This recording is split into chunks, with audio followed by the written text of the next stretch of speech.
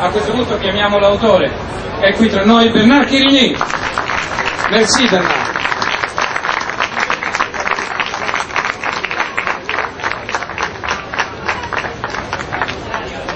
Poche domande a Bernard e poi sarà finita, insomma.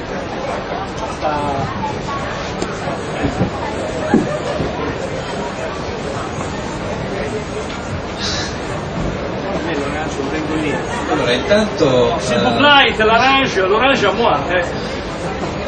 Allora, intanto forse la domanda che viene spontanea un po' a tutti, considerando che nel pubblico sparse ci sono diversi allievi della scuola di scrittura, è la solita classica, banalissima domanda, anche se stiamo nel fantastico.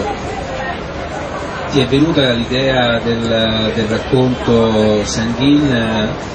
È un'impressione avuta o è un'invenzione totalmente tua, una visione tua? J'étais dans un train entre Dijon, la ville où j'habite en France, et Paris, et j'étais assis en face d'une jeune femme qui était très jolie et qui était occupée à éplucher méticuleusement, je crois que c'était une mandarine ou une orange, peu importe. Et là, évidemment, j'ai fait une association d'idées et il m'est traversé l'esprit qu'il serait sans doute agréable d'éplucher autre chose.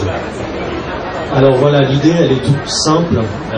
Ça part d'une situation de la vie courante. Après, évidemment, il faut réfléchir un peu pour arriver à en faire quelque chose. Et là, j'ai réussi à faire quelque chose avec cette idée. Mais il y a beaucoup d'idées que je peux avoir et dont je ne sais rien tirer, dont je n'arrive rien à faire.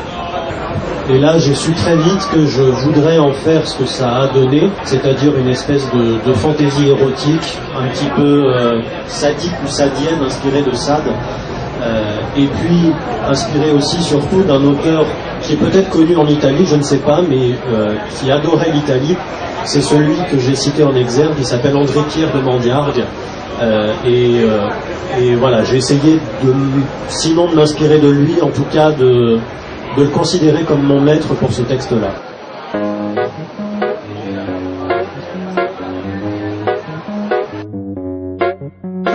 Who wants to be right as the rain is better when something is wrong?